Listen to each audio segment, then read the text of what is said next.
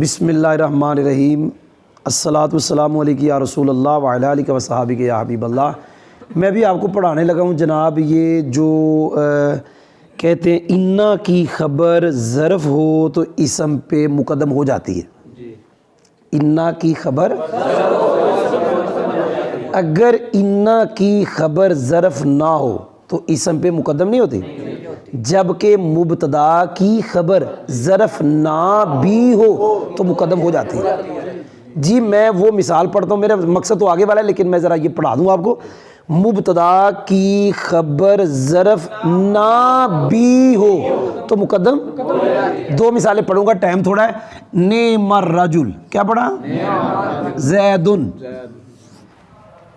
یہ مبتدا ہے اور نعم الرجل خبر ہے اور یہ ظرف نہیں ہے۔ پتہ چلا مبتدا کی خبر ظرف نہ بھی ہو تو مبتدا پر مقدم ہو جاتی ہے۔ ایک مثال ہو گئی، میں نے کل پرسوں سبق پڑھایا تھا آپ کو، ما قائمان، کیا پڑھایا تھا؟ الزیدان۔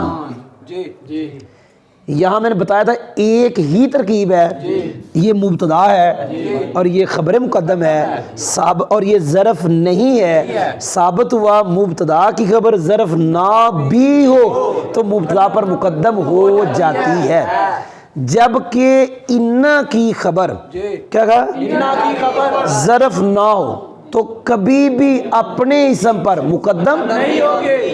ہاں، جو میرا مقصد ہے پڑھانے کا وہ یہ ہے، اگر انا کی خبر ظرف ہو پھر اسم پہ مقدم کرنا تین طرح کا ہے۔ کتنی طرح کا؟ تین طرح کا۔ جی میں لکھنے لگا ہوں، انا کی خبر ظرف، کیا لکھا ہے؟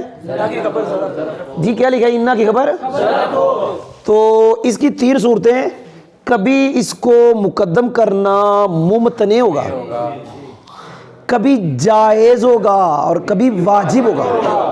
یاد نہیں ہوا؟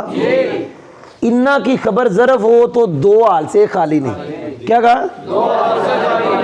اس ظرف پر لام تقید ہے یا نہیں؟ یاد ہوا ہے؟ اگر انا کی خبر ظرف ہے تو دو حال سے، اس کے اوپر لام تقید، اس پر کیا کہا؟ لام تقید ہے۔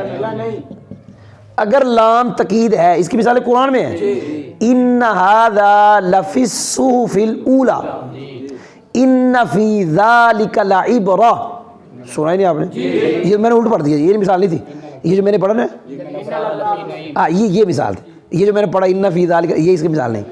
ان الابرار لفی نعیم، کیا پڑھا؟ یہ ان الابرار، ان لفی نعیم، وان الفجار، کیا؟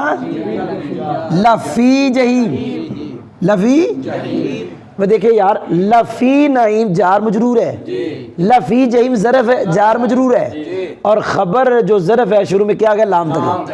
اب یہاں خبر کو مقدم کرنا ممتنع ہے، مقدم کرنا جی اس صورت میں جب خبر ظرف پہ لام تقید آ جائے اسم پہ مقدم کرنا ممتنع۔ اگر انا کی خبر ظرف پر لام تقید نہیں، لام تقید پھر اسم دو حال سے خالی نہیں۔ کون؟ انا کا جو اسم ہے وہ دو حال سے خالی، معرفہ ہوگا یا نکرہ؟ یاد ہوا ہے؟ معرفہ ہوگا لیکن کب؟ جب خبر ظرف پر لام تقید نہیں، اسم دو حال سے خالی نہیں، معرفہ ہوگا۔ یہ دیکھیں انا، کیا پڑھا؟ فی الدار زیدن، یہ اسم معرفہ ہے، خبر ظرف ہے، خبر ظرف پہ لام تقید نہیں ہے، فی الدار ظرف ہے، زید اسم معرفہ ہے، خبر پہ لام تقید نہیں۔ ہم ایک نکرہ پڑھتے ہیں، انا، کیا پڑھا؟ فی الدار، کیا پڑھا؟ رجلن، نہیں نظر آیا؟ یہ ظرف ہے کہ نہیں؟ یہ فی الدار ظرف ہے، یہ اسم ہے، یہ اسم ہے، خبر ظرف پہ لام تقید نہیں، یہاں بھی نہیں۔ اب یہاں اسم معرفہ، یہاں نکرہ، جہاں اسم معرفہ ہو وہاں خبر مقدم کرنا جائز، جہاں اسم نکرہ ہو وہاں خبر مقدم کرنا واجب۔ کوئی یاد ہوا؟ چلے میں یہ بتاتا ہوں جائز کیوں واجب کیوں. یہ جائز اس لیے ہے کہ اگر یہ مقدم نہ بھی ہو زید انا کا اسم پھر بھی بن جائے گا, اور جو زید اسم ہے انا کا وہ در حقیقت مبتدا ہے. کیا ہے؟ اگر یہ مقدم نہ بھی ہو زید پہلے بھی آ جائے تو زید پھر بھی اسم بن جائے گا کیونکہ معرفہ ہے. اور فدار اگر راجل سے پہلے نہیں آئے گا تو راجل انا کا اسم نہیں بنے گا کیونکہ راجل نکرہ ہے اور نکرہ مبتدا نہیں بنتا, تو پھر انا کا اسم کیسے بنے گا؟ ہم نے مقدم کیا تاکہ اس میں کیا آ جائے تخصیص. کوئی سمجھ بھی آئی؟ انا کی خبر ظرف دو حال سے اس پہ لام تقید ہے. اگر لام تقید ہے تو خبر کو مقدم کرنا ممکن ہے, جیسے لفی نعیم کو ابرار پہ مقدم کرنا ممکن ہے. اگر لام تقید نہیں دو حال سے اسم دو حال سے کون معرفہ ہوگا. اگر معرفہ ہے تو خبر مقدم کرنا جائز, اگر نکرہ تو خبر مقدم کرنا واجب. تو میرے خیال میں آپ کو سمجھ آ گئی ہوگی.